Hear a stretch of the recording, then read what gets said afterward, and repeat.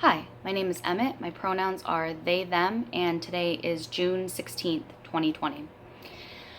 I watched Unnatural Vegan's video in regards to Black Lives Matter over the weekend, and as I was watching this, absolute burning car crashing into an exploding building of a video, and for days afterwards, I felt absolutely shocked and devastated. I've been following Unnatural Vegan or Swayze's work for about 4 years now. She was one of the major influences in my going vegan in terms of people whose information I absorbed and then doing further research upon that. So it's really been hard for me to process, and it's hard for me to talk about. And as I've been reflecting and processing this week, I've realized that this degree of shock and pain that I feel in response to losing respect for someone whose work has affected me greatly, the visceral shock I am feeling in response to the completely tone-deaf, deeply harmful response of another white person to such a critical movement and moment for Black rights in our history, that shock itself is coming from a place of my own white privilege, meaning that my personal feeling of being deeply disturbed and shocked at another white person's horrible response to Black Lives Matter is really only allowed to me in the first place because I am a white person who doesn't experience racism on a daily basis, in fact, who has never experienced racism and never will. So a Black person who constantly encounters racism and discrimination and is enmeshed on the oppressed end of those structures is not afforded the privilege to be shocked by the repeated racism generally, as well as specifically from people they respect. So the fact that this has been so difficult for me to grapple with, this complete disappointment with someone whose work has been so critical and important to me, has revealed that as a white person, I can feel that shock and pain at losing the respect for Unnatural Vegan in this case, but it's important for me to take a look at how I might be centering myself there. The fact that I, as a white person, am afforded the privilege to be just totally shocked and knocked off my rocker at instances of anti-Black racism just deeply highlights how important the Black Lives Matter movement is. I'm going to go forth and respond to some of what Unnatural Vegan or Swayze said in her video. Watching the video a second and last time so that I could vocalize my thoughts now gave me immense anxiety. Like, I do not recommend watching her video yourself if you haven't seen it yet, because it's garbage. And there are many comments from Black subscribers, many who've obviously unsubscribed now to her channel, saying they were triggered. So please keep your energy safe. And in this video, I will be sharing details from start to finish and many direct quotes from that video. I do think there is value in discussing the entirety of the message of her video and why it's a dumpster fire, why rhetoric like this is so harmful and damaging and needs to be quickly and loudly shut down. And that is why I am here talking about it now. Also, I will say that the comment section on her video is actually really incredible and vastly overwhelmed with people calling out every ounce of this bullshit for what it is. And there are important messages being given by Black viewers that I highly recommend checking out if you're in need of some clarification and education. I also listed some links to response videos that have been uploaded in the past few days by Black creators I've watched and think you should too. I did script this video because I want my message to be clear. And now I'm just going to sort of go through my thoughts and feelings as I went through and experienced the video again and wrote about it. So, Swayze started the video by saying, quote, "Black Lives Matter. I've been asked to comment on this a couple of different instances."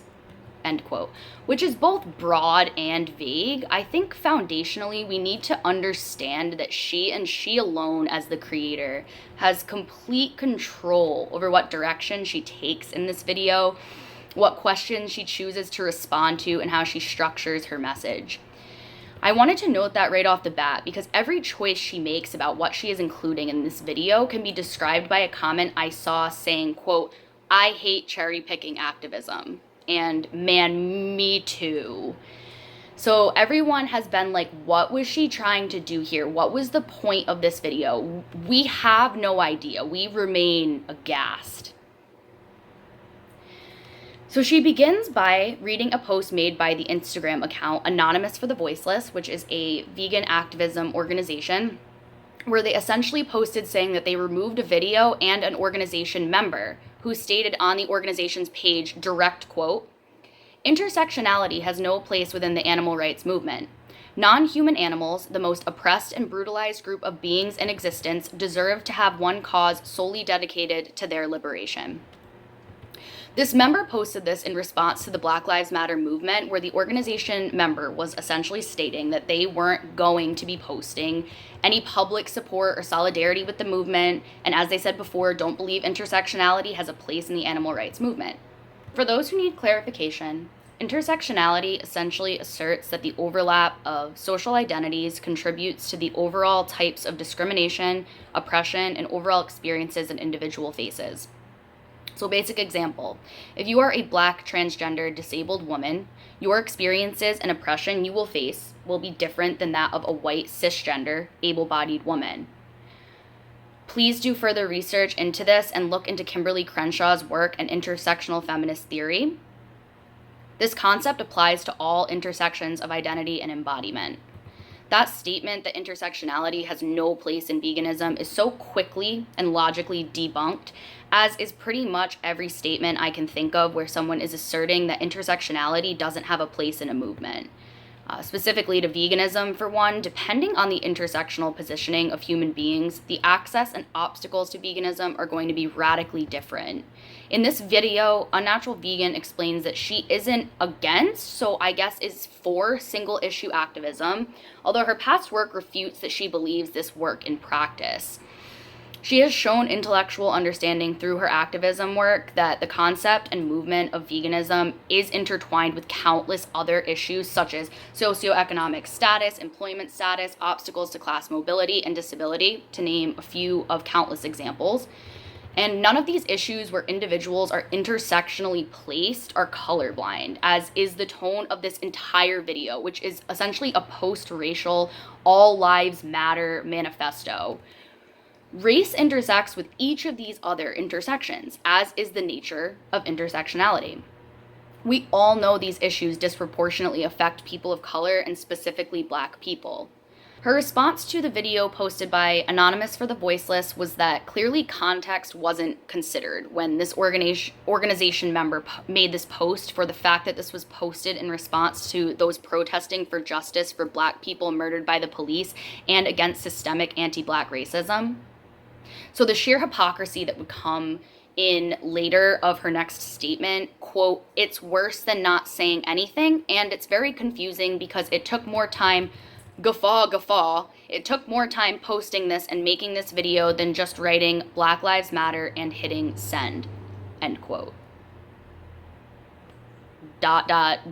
So literally immediately following this, she explains that she, quote, "isn't against," so again, I guess that means she supports single issue activism and doesn't think there's a responsibility for any activist group or organization to speak out on other movements. Her view is that Anonymous for the Voiceless, if they had just stayed quiet and said nothing and went about business as usual with their non-intersectional vegan activism, they should have the right to. First of all, yeah, obviously they have the right to do whatever they want, but no one needs to make any organization or individual feel comfortable and cozy for either speaking out against Black Lives Matter or for maintaining radio silence altogether. People are fully empowered to question and criticize why a group of critical issues are being radio silenced by an individual or an organization centering veganism, a group of critical issues that, spoiler alert, absolutely have to do with the vegan movement. Veganism is, spoiler alert, an inherently intersectional movement because oppression and privilege affect each and every human who make it up. And therefore, Black Lives Matter is a movement for Black liberation and is inextricable from the vegan message, where, of course, Blackness intersects, or any social justice movement for that matter. Black rights are human rights. extracting and isolating this fairy tale version of animal rights from the vegan movement as if it has no relationship to human beings, human rights, black rights, is asinine. Single issue activism ignoring human rights in regards to animal rights and veganism is a fantasy. And literally all this aside, the whole situation of not speaking up about Black Lives Matter isn't a vegan exclusive conversation or an activist exclusive conversation whatsoever. This conversation is about everyone speaking up in support of this movement right here, right now. And the question she should have asked to begin with is, do humans need to talk about Black Lives Matter? And the answer should have been yes. And the video should have ended there, but whoo, it didn't go such a way. So yeah, it's just like this weird, uncomfortable to observe thing I've seen a lot of fellow white people, not just Unnatural Vegan, doing lately, is justifying their weird views about people like not needing to talk about Black Lives Matter. Like, I don't need to do anything. They just start justifying into the ether, like borderline having a tantrum, even though no one is specifically pressuring them to. They just don't want to and have the privilege to feel like they shouldn't have to. So Swayze goes on to say that she wouldn't expect any other cause to talk about animals or advocate for their rights, and, you know, how this vague entity that we call veganism as a whole, or this one-dimensional person who defines themselves entirely by their veganism, shouldn't need to talk about any human rights or social justice causes. And to me, this type of spinning the table and acting like it's just a fair and sensible comparison is just so flawed, and it's intellectually dishonest. She gives some examples, such as she wouldn't expect a cause for malaria in Africa to talk about veganism and center it. And I wouldn't either, because veganism and animal rights in no direct way has a single thing to do with an infectious disease spread by mosquitoes in Africa, at least as far as I am educated about the subject. But veganism, however, directly overlaps with Black rights, being a movement that is made up by its important and valuable members, and therefore the oppression and systemic racism faced by Black people globally matters just generally on the absolute fucking whole, as well as specifically to the movement for veganism, because of the literal reason that Black Lives Matter. So with that logic, in the example that Swayze gave about veganism and the cause for fighting malaria in Africa, let's be intellectually honest here. The malaria organization to just randomly start going on about veganism all irrelevantly makes literally no sense whatsoever, but certainly it could be important for vegan activists and organizations to include more conversations and activism for the malaria harm reduction movement, since it is a huge problem for Africans who are part of the Black diaspora. Swayze even mentions at some point in the video that her and her partner donate to malaria organizations, which is obviously good and completely aligns with vegan values. Neither human or animal rights can be achieved exclusively or fully without the other, because as we know, people of color, specifically Black people in poverty, are exploited as cogs in the machine of animal exploitation, whether that be working in meat plants, slaughterhouses, living in food deserts, where veganism or healthy eating in any capacity for that matter is extremely difficult, if not impossible. And so many other reasons I could speak about at length. Basically what I said about the utter logical fallacy of acting like we can extract and isolate this fairy tale version of animal rights as if they have no relation to human rights issues and to human beings is asinine. Logic isn't always just a back and forth. I wouldn't expect this from you, so don't expect this from me. Round and round we go. That's just speaking from a huge degree of unchecked privilege. That's clear. I expected so much better from Unnatural Vegan. She should have done so much better.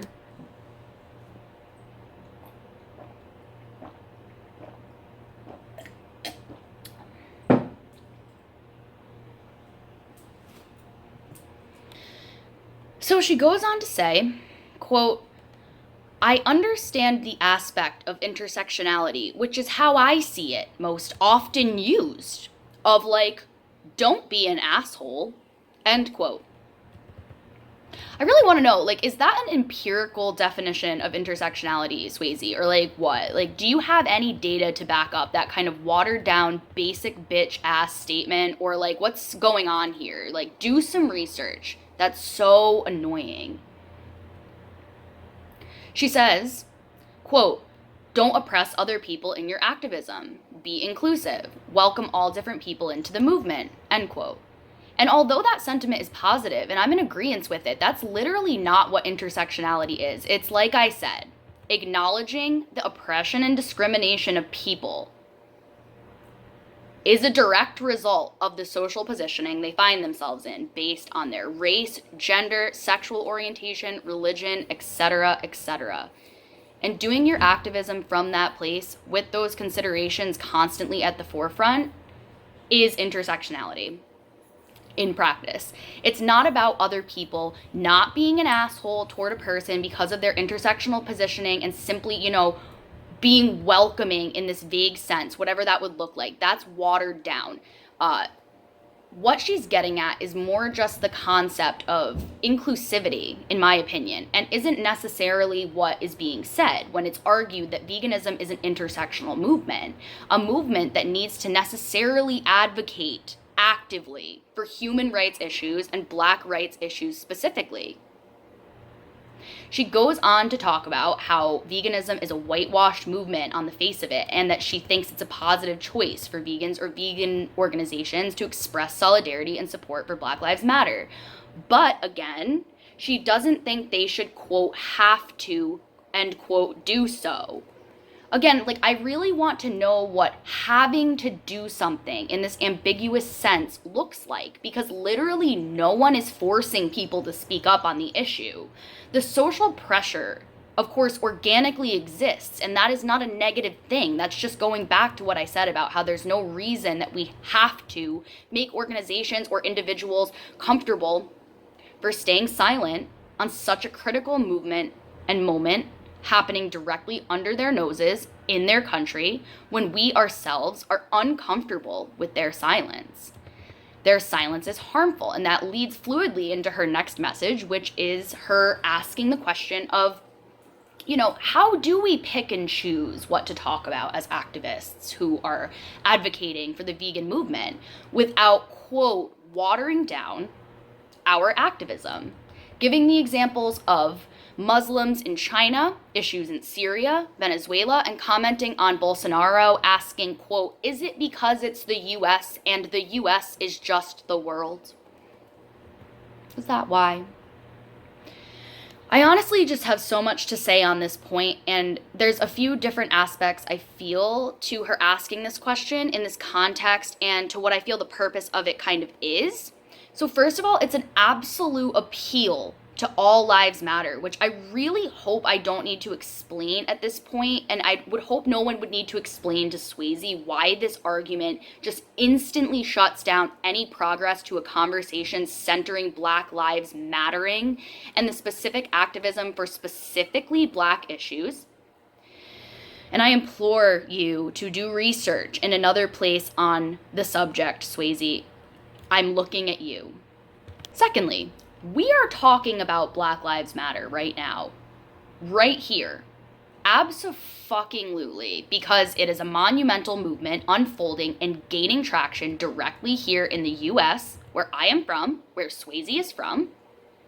Fuck the sort of implication of this collective narcissism she's trying to project onto and gaslight intersectionalists with, because we are focusing on something happening in the US.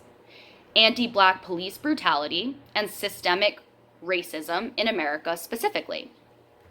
It's actually really ironic that she's so about her fantasy of single issue activism, but when we raise specific issues happening in specific places at specific times, trying to hone in and target these issues, that's when she wants to start talking about Syria and Muslims in China. It's the purposeful use of different forms of oppression globally in an attempt to distract from another form of oppression here. And that's really fucking insidious, and it's obvious. We see it. So let's be real. These arguments are difficult for a lot of people to unpack because their gut reaction is to be like, why, yes, that is true. Why aren't we talking about Syria? Why, yes? What about the issues with Muslims in China? And that creates a sense of tangent, of diversion from the original message if we let ourselves go there.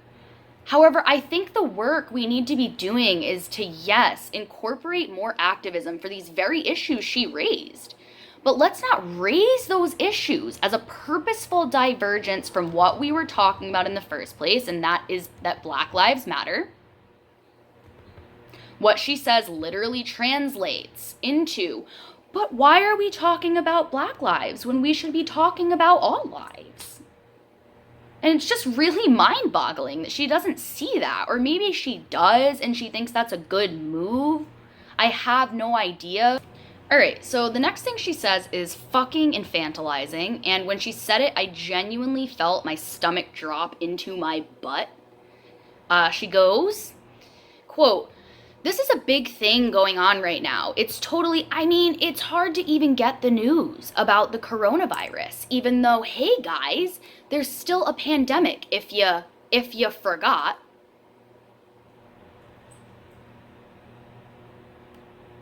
You guys, when she said that, I was just like straight up secondhand embarrassed. Like, I don't think I can even respond to that. Just like know that I feel your own nauseated feelings about that, and know that I share them because, like, god damn, that was so tone deaf and truly shameful. Like, everyone knows there's a fucking pandemic going on right now, you condescending human. She also claims that her entire Twitter right now has to do with the protests, and I just wanted to mention again, if I haven't already, that her Twitter is a mess with a couple of neutral at best tweets regarding Black Lives Matter, and that her saying the movement is, quote, very important to her. Honestly, I saw barely any, so that's quite an interesting exaggeration. She then informs us that she's not going to be making a video saying, quote, "Justice for George Floyd," end quote, because that's not what her channel is. And like, literally no one asked her to do that. So I really think, in my perspective, as a white person who understands the concept of white guilt and white fragility and what that feels like, that this statement is just a whole bunch of that. Like, she's getting defensive at the social pressure to speak out instead of, as she said at the beginning, at minimum, touching on the subject and then moving on, showing her support, which would take less time, show that support she claims to have for Black rights. And she made this video instead. This is what she chose to do with her time and her platform. She said that making that type of video, quote, "isn't what my channel is about." But apparently this video here aligns with what it is about, so take that as you will. We are now literally 5 minutes into the video, which is a half an hour long, and the tone is so increasingly bad, like so bad that it's just difficult to even communicate about the nonverbals of it. Like, the smiling and the hand motions and just the actual tone is just so disrespectful. Okay, so we are still in her response to more of the video by Anonymous for the Voiceless, where the member says that intersectionalists who believe that human rights do indeed have a place in the animal rights movement should, quote, "stay the fuck away from animal rights if that's how they think about animal rights," end quote. Which is, just lovely. That's great activism right there, buddy. Like, if you literally think human rights need to be greatly considered in the movement for animal liberation, then apparently, according to this person, you should just stay the fuck away from veganism. Like, that's the shittiest vegan activism I've literally ever seen, other than, this whole ass attempt by Unnatural Vegan. So Let's talk about Unnatural Vegan's response. She responds first by saying that humans are animals, that it's important to talk about the similarities we share with animals. Sure, fair enough. Generally, as an isolated statement, I wholeheartedly agree with that. She then continues on that it's important with the movement for Black rights to talk about the qualities that all races share and that we are only different in the most superficial way, the color of our skin. Like, yeah, fair enough, but Black Lives Matter isn't like out here veering off into some wild territory of like eugenics, claiming that there are inherent differences between races in terms of our biology or intelligence or inherent beingness or something. Like, Black Lives Matter is fighting against the systemic oppression that is a stark reality that Black people face, regardless of the fact that there are no inherent differences between the races. Like, I really don't know what she is missing here. I know she's a more critical thinker than this. At least I want to believe that. So anyway, that annoying-ass activist then asserts that politics are irrelevant to veganism and that Unnatural Vegan argues against that, which, yeah, I agree with her on, and I won't go too much into. I won't go on and on because, yeah, voting, politics, legislation, all that, critical to the movement for both animal rights and human rights. However, we really can't ignore the reality that this is not the whole animal, if you will, and that government and law has shown its ass since the dawn of governmental systems themselves. There is deep-seated corruption, and simply voting for a Democratic president or Senate isn't going to eradicate systems of oppression. That's just an illusion. And it certainly isn't based on evidence. She then shows an example of two Democrats who proposed a pro-vegan bill and tells her audience that if they don't think voting matters, to quote, grow up. As if voting Democrat is going to liberate both humans and animals, and that's some wildly inaccurate programming. At this point, I want to recommend watching Niles Gilmore's video I've linked down below. They talk about this part of the video, and it's really important. Their whole video is really important. So then Swayze goes on to argue against the use of the word Holocaust in relation to the animal rights movement, and that historically oppressed and marginalized groups have been compared to animals in order to dehumanize them. And yup, completely agree with her here on these points. I am also against that. Absolutely. Next, she brings up a video on TikTok, a site I literally know nothing about, by Lauren Rebecca Perez, a person I know literally nothing about. Who essentially argued in a video that, quote, veganism, Black Lives Matter, it's all the same fight, end quote. And again, Swayze argues that the comparison of animals to Black people as a form of activism is unhelpful, offensive, and essentially veganism co-opting the Black Lives Matter movement. And again, I agree with her on this point. It's majorly cringy. It's so uncomfortable when people try to do it. And yeah, some not awesome activism being criticized here. So then Swayze runs herself into a fucking wall yet again when she says, quote, that's another part of the not speaking out and why it makes sense to do for vegans. Vegans are often using Martin Luther King's words and other civil rights activists' words and causes to prop up veganism, which I don't have an inherent problem with, but when you are also silent, when it comes to Black Lives Matter, when it comes to protesting, when it comes to something this huge, it just feels like you're using it. It feels like you don't really care. You're just using it to promote your own cause. End quote. And yeah, I mean, I do agree that that is complete hypocrisy when a vegan who fits into that archetypal box that she just sets out, who appropriates the work of Black civil rights activists in vegan activism and then is silent about Black Lives Matter. But again, that's an example. That's an archetype of a vegan, and it's a hypothetical. Just determining that this here is why it makes sense for vegans to not talk about Black Lives Matter, and then giving an example of a hypothetical typecast of a vegan is so weird. Like, it's as if vegans are one-dimensional drones whose whole identity is wrapped around their veganism, who only give a single fuck about veganism. Nothing else in this world other than animals and animal liberation, and we shouldn't be empowered to speak up about human rights violations and issues and rights, because that means we are generally co-opting the movement and making it about veganism. Like, no. No, not speaking up is not the solution to the problem of some vegans co-opting the discourse surrounding Black rights and applying it to veganism. As a vegan myself, I would argue this isn't really even the time at all to be trying to center a conversation about animal rights and how they're connected to human rights, or specifically Black rights. Like, I believe we as ethical humans, as non-one-dimensional human beings, should be speaking out about Black rights. And veganism is just another part of the ethical framework that ties into our value systems, that values global liberation of sentient beings, harm reduction, sustainable quality lives for all humans. At no point during the progression of the Black Lives Matter movement have I been yes, let us discuss these intersections pertaining to veganism while we are having discussions of police brutality, mass incarceration, and the justice system disproportionately relegating Black people to a second-class status. Please read The New Jim Crow by Michelle Alexander. I'll link it below. There's a time and a place for veganism to enter conversations, specifically conversations about Black inequality when it comes to discussions of poverty, food insecurity, worker exploitation, issues like that. It's nuanced, and there's a damn place, and there's a damn time, and this really isn't it.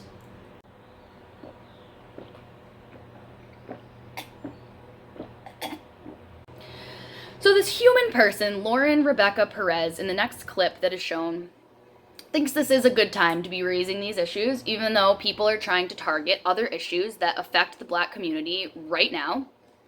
And Swayze thought that was cringy and not awesome, and I totally agree. But the hypocrisy of how shitty her own entire video is definitely ironic in terms of her criticisms of other vegans' responses. So there's that. Can we focus on that? You guys, then she goes, quote, tone policing, I guess, but tone fucking matters. Whether we like it or not, it just fucking does. And your words matter, and you have to take into account to think about how people are gonna take it. We don't want to hurt people's feelings, and a lot of this is coming down to hurt feelings, end quote. You guys.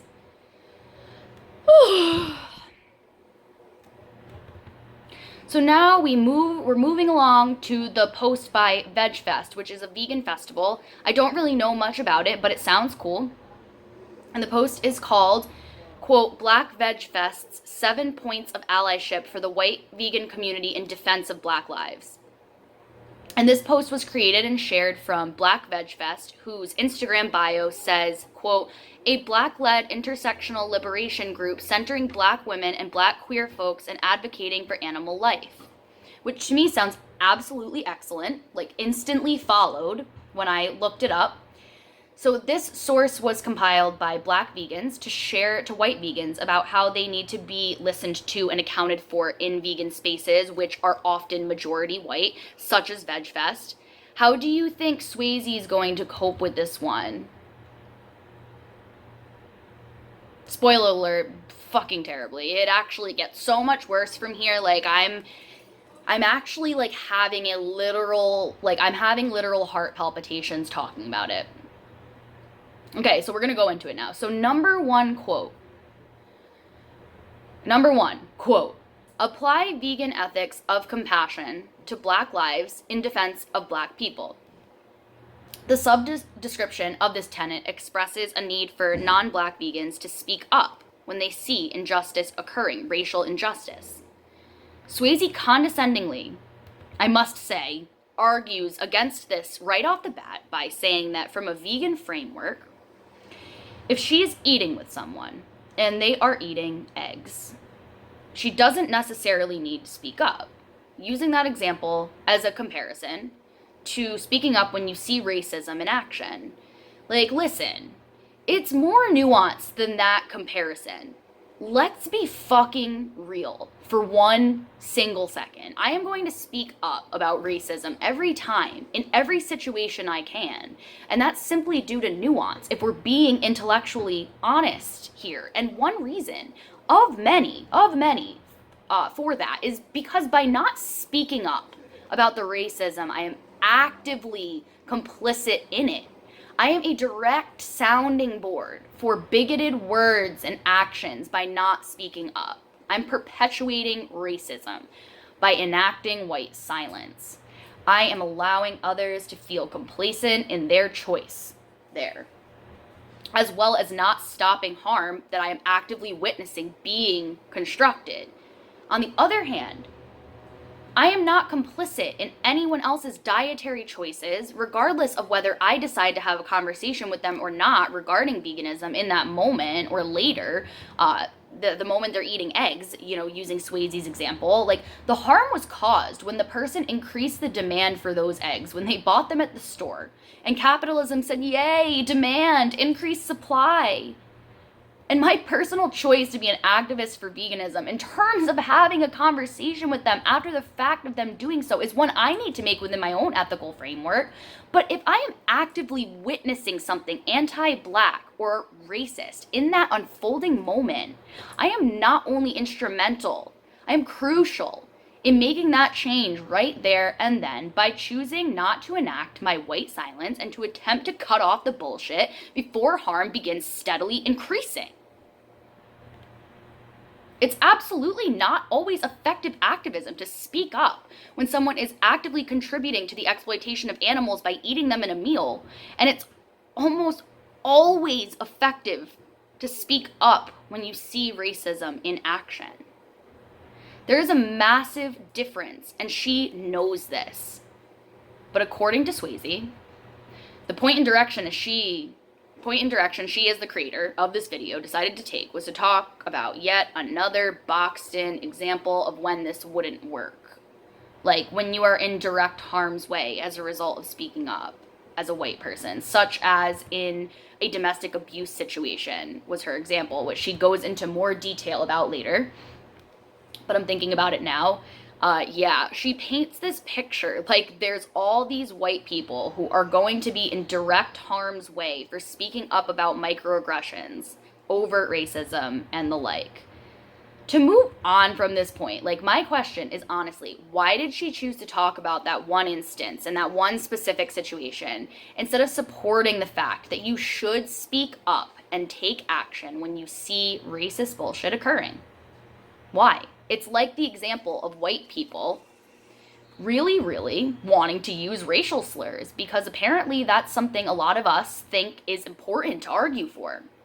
And they're like, what about in this very, very specific situation? Can I use it then? Can I do it then? Gotcha. And it's funny because the answer is no, you literally can't then too, okay? Bye. Stop reaching, Karen. Stop using domestic abuse victims to prove your totally cherry-picked point there. No. She tries to walk it back being like, but if you are in a position of power, yes, do speak up. Okay. So, yeah. Number 2, respect Black space. You guys, I literally can't express how shitty her nonverbals are, as she responds to this, so you're just gonna have to trust me on that one. It's so bad. But she says, quote, I truly don't know what that means. I mean, yeah, if you're not welcome somewhere, I guess don't go there. I mean, that's just kind of a general good idea. Like an African American organization or something, don't go. Don't try to, as she's just laughing, end quote, and then she's just guffawing because to her that's just the most outrageous thing she's ever heard. She doesn't understand it, and it's just so sad to me. It's sad. She writes on the screen, too, in quotes, like a dude showing up at a woman-only gym? Yeah, don't do that, LOL, in quotes. And she essentially is like, yeah, don't go where you're not wanted. And her tone is so ugly. It's so hideously ugly. It hurts to listen to. Literally, yes, that's what the Black activists were expressing. They were expressing a Black-only space where white people and our bullshit are maintained at a distance. So work focused on Black people can be done and accomplished without Black people needing to placate, cater to, explain to, and deal with white privilege and ignorance like Swayze. She's never had to think about why that's a legitimate practice because she's a white woman with layers of blindness and privilege who doesn't care to do the work to unpack her own ignorance and non-experience. Next, in quotes, support calls for ending police murder and misconduct. And the tenet expresses, quote, white allies will unite with adopting all forms of protocols and contingency plans under the direction of Black leaders and collectives which are unapologetically Black-led, end quote. For Swayze, this is something that makes her, quote, quite uncomfortable in terms of intersectionality. She writes on the screen asterisk critical race theory, saying, quote, maybe I'm misinterpreting it, or maybe people aren't thinking it through. But to me, it doesn't matter the color of your skin when we're talking about policies, end quote. And rattles onward to say, this issue has nothing to do with the color of your skin. When it comes to the actual solutions and best policies, these are empirical questions. This has to do with data, and anyone can come up with the best way or the best policies, end quote. And then to summarize, she expresses that she believes Black people's experience is valuable in getting people to empathize with the movement for Black rights, and then goes on to compare Black people to animals and says that this is what we do with veganism, where we share the stories of specific animals. The hypocrisy of the comparison here is not lost on me or anyone else, and it's literally, it's making me sweaty. She explains that she thinks the reason that everyone is focusing on Black Lives Matter right now is because there's a specific story attached to it that has video evidence, and that is George Floyd's murder. Truly, though, this is not in any world the first time this has happened. God, not at all. And people are not sort of getting with the program because it is exceptional to other murders of Black people by the police, in really any way. That's not why. This has happened before. But this time, the response from Black people, specifically Black-led organizations, Black Lives Matter, other minorities of color, and white allies, has been so massive, the push has been so massive, because there eventually comes a point where complacent people have to wake the fuck up to what's been there the whole time. Because their visor of privilege is being forcibly torn down, they cannot look the other direction because they are witnessing the protests coming from there too. And how on this sweet, bountiful, lush earth is she missing that Black Lives Matter is a Black-founded, Black-led organization, and they are making the difference? That's for a reason. Because as Niles Gilmore, linked down below video, said, this work really can't be done by white people because it literally has never historically happened that way and probably never fucking will, because white people are protected by so many layers of ignorance and privilege that we cannot lead these movements in any authentic way. Quote by Swayze. You don't have to be Black to come up with the best solution. I've seen Black people with different ideas. I've seen a lot of people, Black and white, abolish the police. I don't think most Black people would agree with that. And then she laughs. Wait, really? You've seen Black people with different ideas? My God, did she really just speak for Black people and take their voice in what they agree with and want in terms of police reform? Where is she getting that empirical data? Why is she demeaning and laughing at the idea of abolishing or defunding the police? Black-led movements are so critical, vital, necessary, and only Black people themselves can speak on what it is that they need, what the solutions should be to problems that directly affect them and their communities. Get over it. Next quote, you guys, I'm just going to say without commenting on, because it speaks volumes of her ignorance, and I'll just let her speak for herself on this. So, quote, race doesn't matter. We're all different with different ideas. You can be white and have a better solution, a more evidence-driven solution for this than a Black person. I mean, look, if there was some coalition focused on ending police brutality and there isn't a single Black person, that'd be kind of weird, and you'd at least wonder why there isn't. But you would want at least some influence But having, collectives which are unapologetically Black-led, I just don't understand why that's necessary. And again, I wonder if people aren't thinking through when they say things like that. End quote.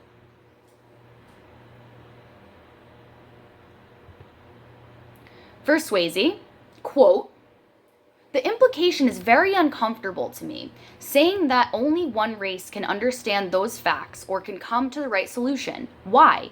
You're saying that something is inherently different between Black people and white people. If the difference is experience, well, you're wrong. You don't need to have experience to come to a correct solution. So are you saying there's some sort of difference in our brains, in how we think? I hate to say that's not what this country is about, goddammit, but that's not what this country is about. Not what America is about, in terms of the best thing that America stands for to me, is that color doesn't matter and that there isn't a barrier between us, and in all the relevant ways we are the same. That feels like a step backward. That feels like a way to separate us. I don't like it and it's wrong." Laughter. "Our brains are the same. We can come to good policies. We can come to good solutions regardless of skin color." End quote. This was honestly one of the fucking shittiest parts of the video, and really was her showing her entire ass, like pants just around her ankles. Like, I genuinely cannot believe she said that. Rewatched herself multiple times in editing, uploaded, and was like, yes, this is the move. This is the message. I love this for me and for the Black people I claim to be an ally to. Again, like, the shock I'm feeling at, did she really just say that? Comes from a place of my own white privilege. I just want to reiterate that.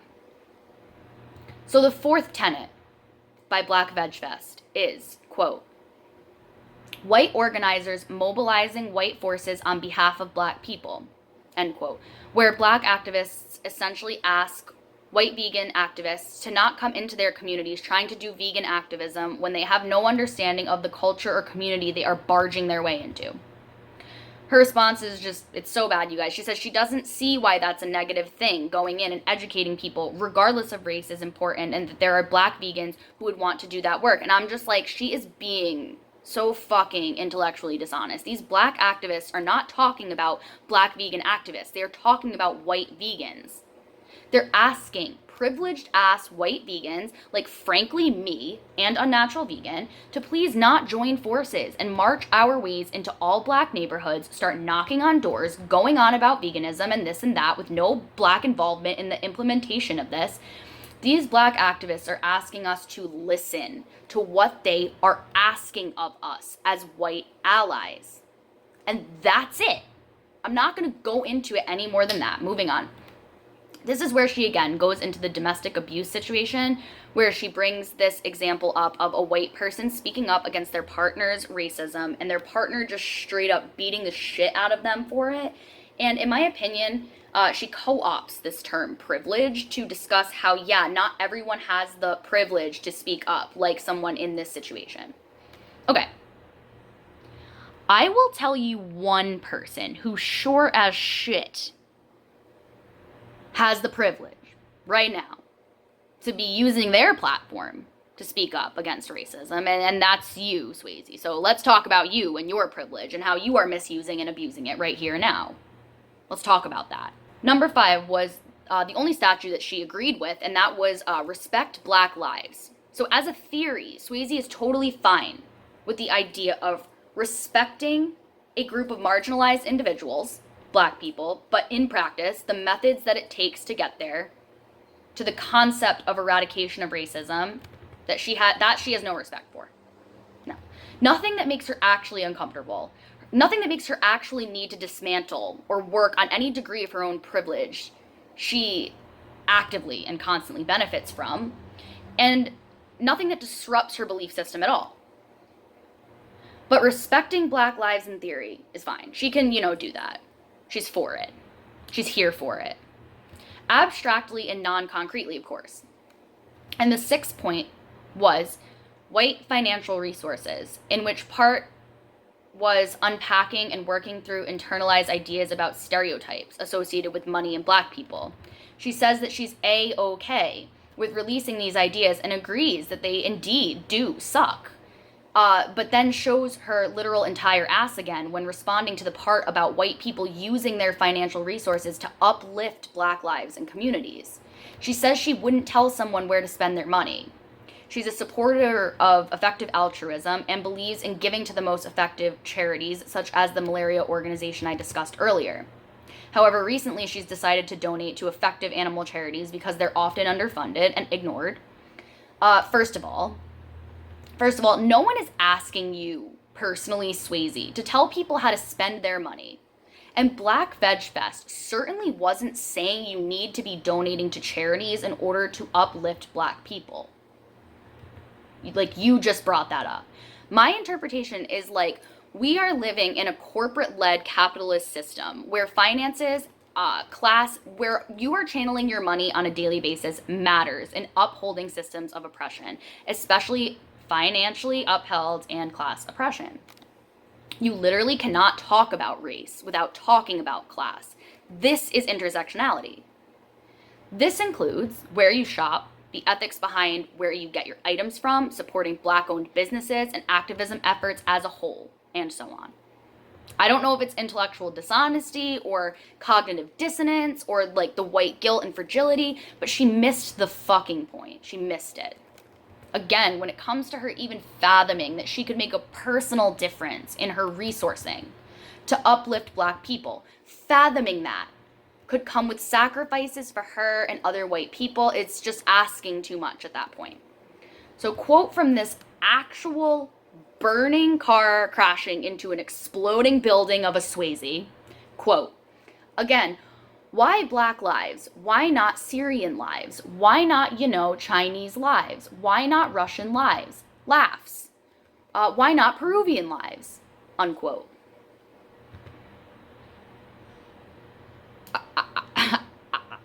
I can't. We are almost through here, you guys, and then I think you should go on a long walk out in nature to decompress from this atrocious unfolding of a situation. So lastly is, quote, white media, where essentially Black Veg Fest argues that companies and businesses stop using Black lives to push their corporate agendas, push their capitalism, and white cultural progression. Again, Swayze just suddenly can't see. She can't understand. She doesn't understand it. She just doesn't understand it. She's just so confused. She's just so utterly confused. And that's all she has to offer on that point, I guess. So yeah, anyway, so the way she ends the video sucks, and I fucking hate it. I hate it so much. I hate it so much. She reiterates that she wouldn't ask Black Lives Matter to talk about veganism, but if they want to, quote, thank you so much, super cool, unquote, which was just fucking annoying. And said, quote, but please give the same respect to us if we just want to focus on our cause on animals, which was more annoying than fucking annoying. And I'm just truly withering away. I'm so sweaty. I'm so sweaty. But it got worse because of course it did. Quote, and like, where does it end? Why do we have to talk about this issue but not that issue? And why aren't you, gestures at the camera, talking about all other issues? I mean, at some point, it's all going to be watered down and every single activist group is going to be the same because we're all going to be talking about every social justice issue in the world, end quote. And then she added this hot take, quote, the vegan movement does kind of have a history of not being super inclusive when it comes to Black people and other minority groups. So it does make sense, I think, for those of us who want to be inclusive, to make our voices heard, to say, hey, yeah, we do support Black Lives Matter. You are welcome here, end quote. And then literally this last part just like crushed my entire fucking soul. I had to leave a comment on the video, leaving the exact timestamp and just keeling over. She follows that with this whole ass weird ass making a heart with her hands thing and acting like she doesn't know how to do it and she thinks it's so cute and sweet and edgy or something. I literally have no idea, and it's the most tone deaf thing I think I've ever seen. You guys, she says a couple more things to tie up her thoughts on everything that honestly weren't worth commenting any further on, but she does conclude with this statement that I think everyone shares in their just immense amount of frustration listening to where she says, quote, people just want everything to be so simple. I don't want to have to worry about politics. People just go to extremes. That's what a lot of this is. People are annoying. End quote. Unnatural Vegan, you're the most annoying person who I could conjure in my mind. Like, you're so annoying. If you stayed till the end, I really appreciate your time and energy to intake what I had to say about this situation. And I really recommend watching the response videos I'll have linked in the description and adding your voice to the conversation in the comments. I had so much to say about this, and it's been like a lead weight on my chest for days since I've seen it. And I truly hope that anyone who supports Unnatural Vegan will reconsider where they are investing their ear. Please never tolerate this shit from people, including people whose past work you've respected. Change your investments accordingly and speak up accordingly. Black Lives Matter.